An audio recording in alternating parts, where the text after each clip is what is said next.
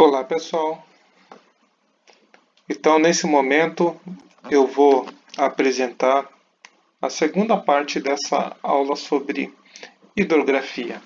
Tá? Eu separei em dois momentos por conta do tempo, né, da própria aula, tá? Que se estendeu bastante dentro da primeira etapa. Nessa etapa aqui eu vou entrar dentro de outras questões, tá? Que no caso diz respeito à questão das cheias no Rio Branco.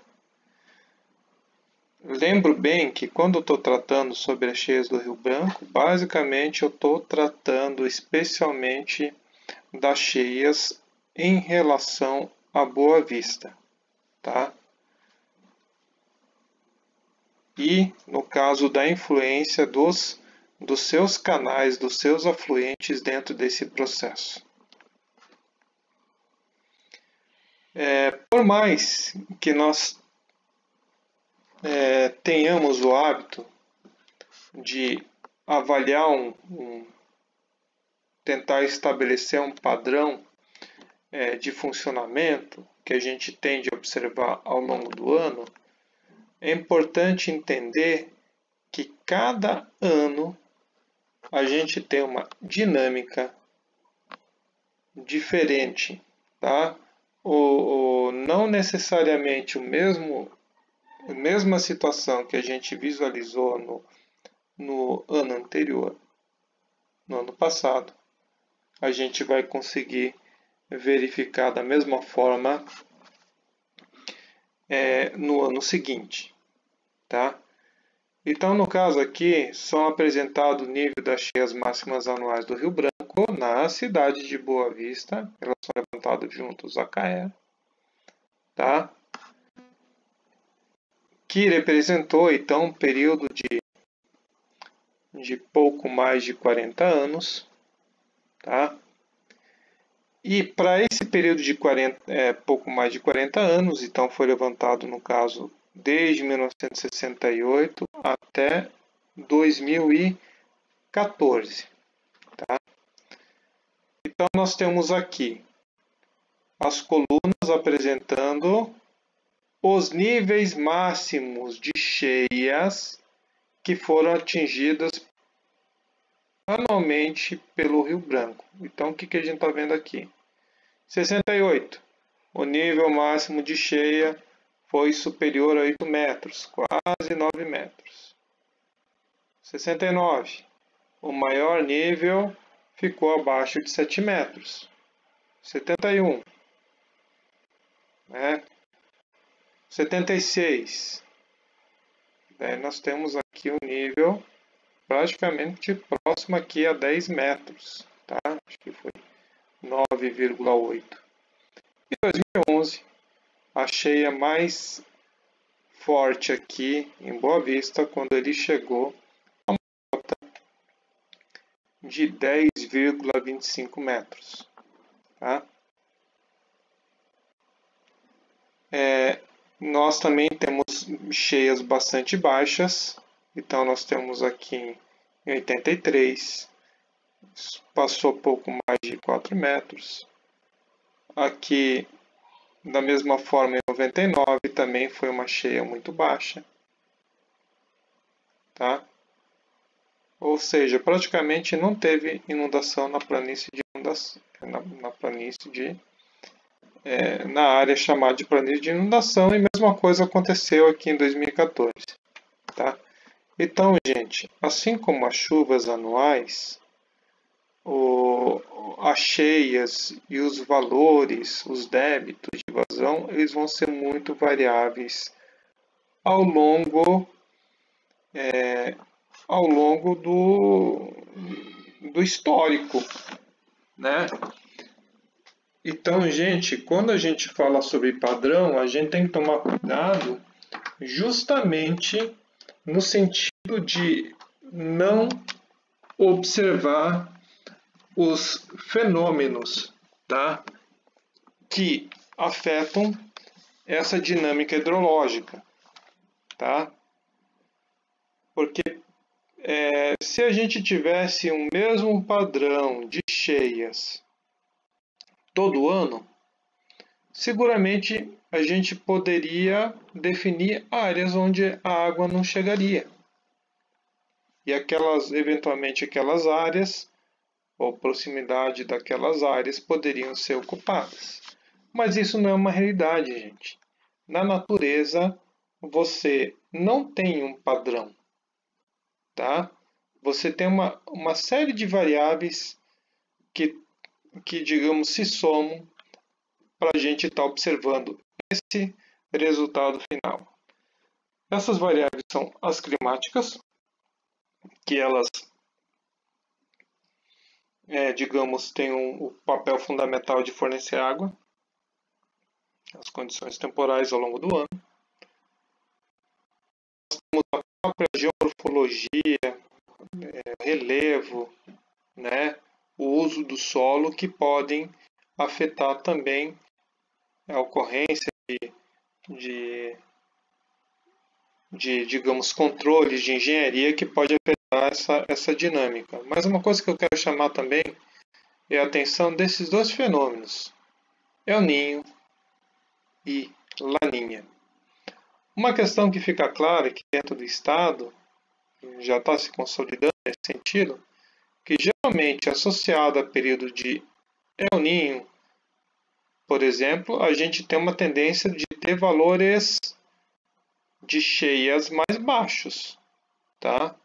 Nós vemos aqui 2003, ciclo 97, 98, muito baixo, né? 83 também foi El Niño, 72, 73 foi El Niño. Daí nós temos aqui o ciclo de 2014 e até 2016 também foi El Niño. 2009 foi El Niño. Então a gente tem uma tendência, dependendo da intensidade do El Niño, de observar valores mais baixos aqui para esse período. E a Laninha, a gente tem um efeito contrário. Geralmente, em períodos de Laninha, a gente tende a ter valores mais elevados de descarga, tá? Nós temos aqui 71, nós temos aqui 75, 76, com a segunda maior cheia. Também nesse período de 80, 96 foi Laninha. Esse período também foi Laninha, né? 2006 foi Laninha, 2001 também foi Laninha, e a maior cheia já registrada, não significa a maior cheia que existiu, a maior cheia registrada também esteve sob ação de Laninha. Então, olha só, média histórica é 7 metros, a média histórica. Contudo, você vê que os valores são muito variáveis de um ano em relação ao outro.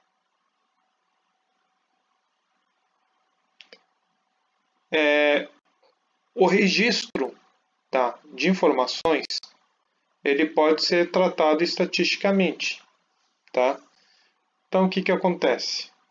Ali para 2014 foi feito um cálculo, tá, de com que frequência um certo nível ele é atingido ou ele é atingido, qual intervalo de tempo que uma determinada cota tende a ser atingida.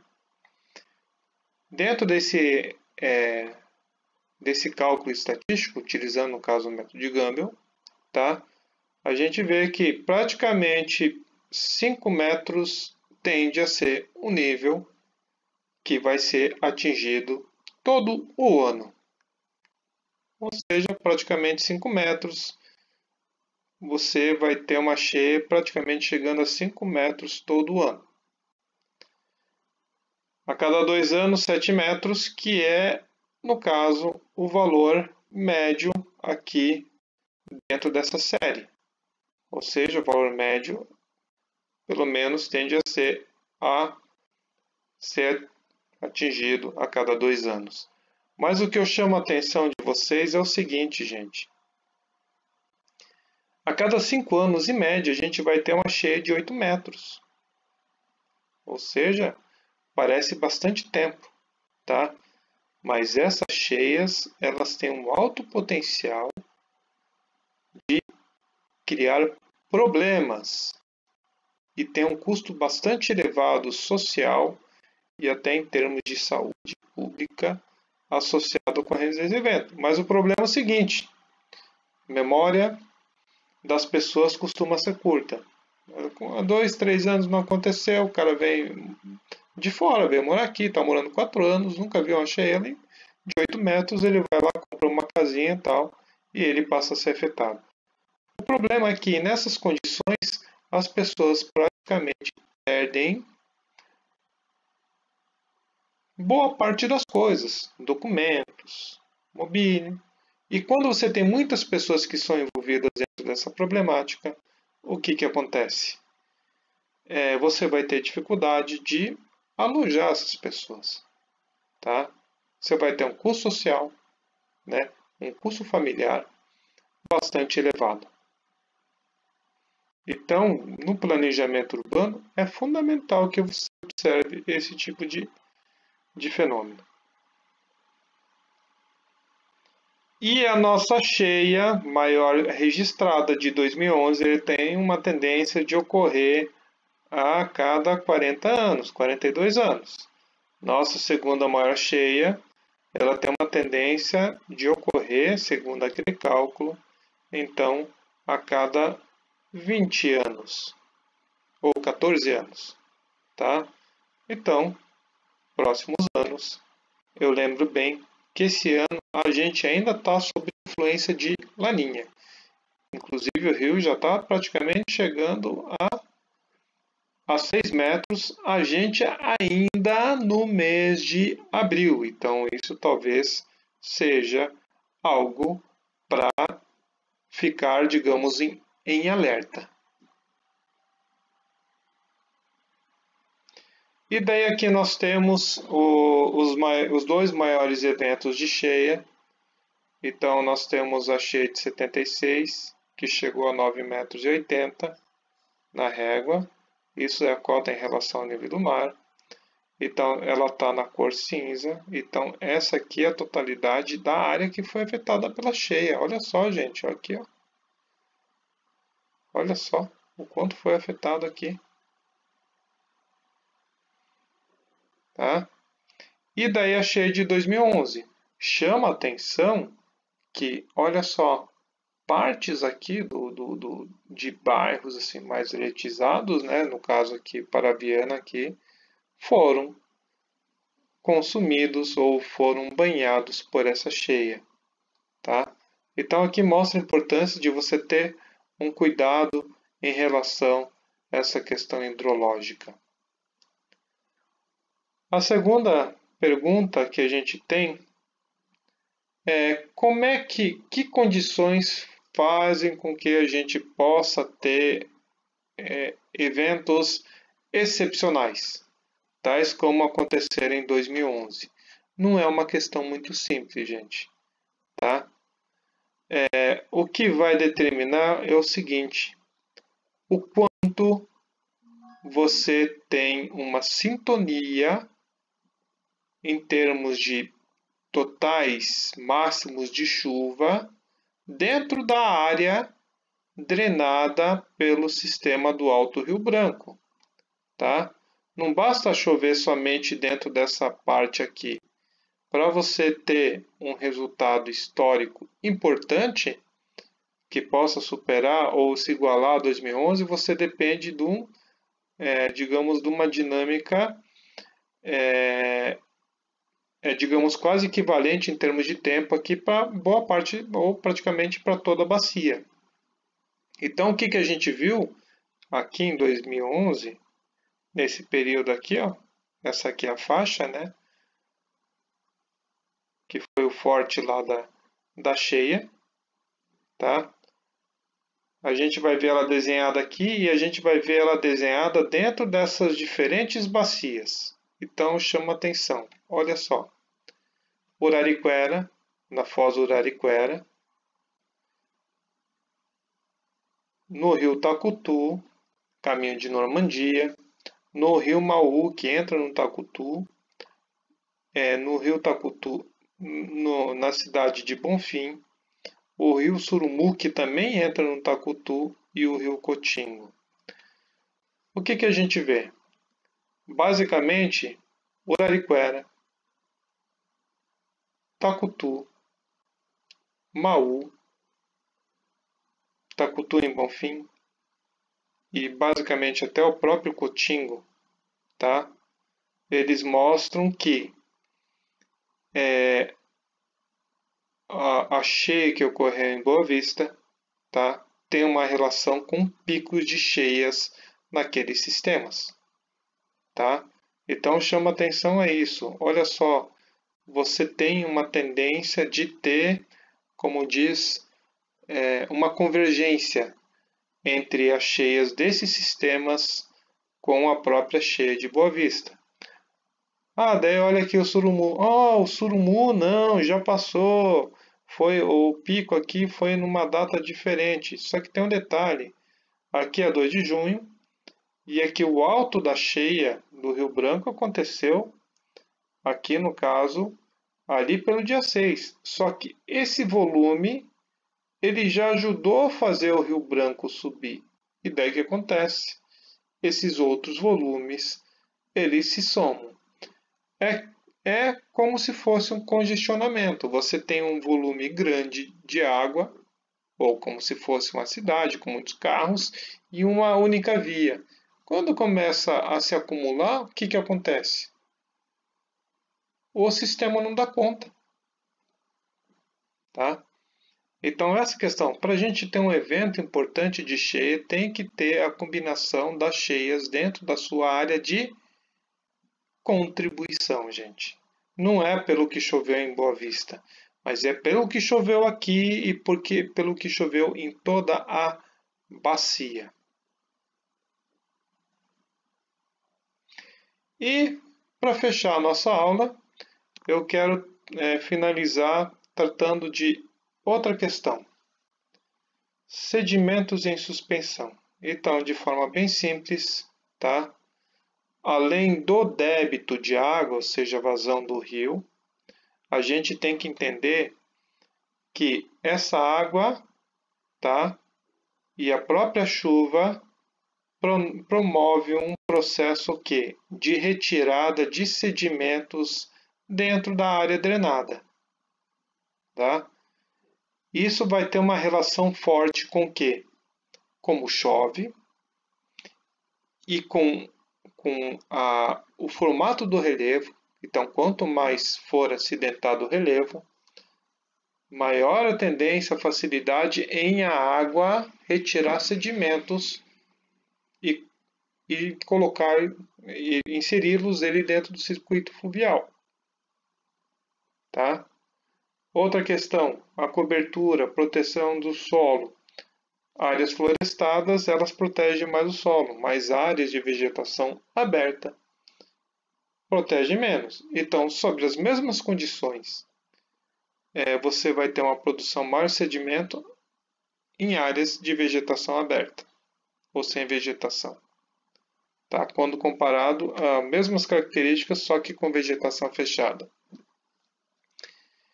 E por fim, o que nós temos, o que eu chamo a atenção é o seguinte, fica bem claro, essa região aqui é uma região alta, tá?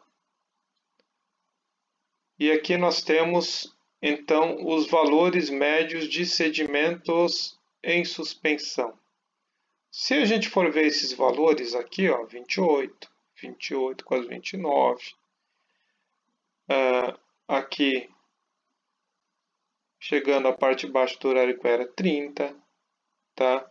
E aqui ao final do Urariquera, 29, tá? Então, o que a gente tem?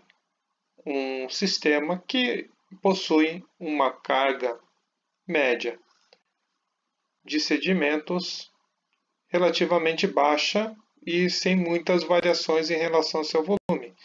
A gente tem uma variação lá de de 2 miligramas por litro do maior para o menor valor.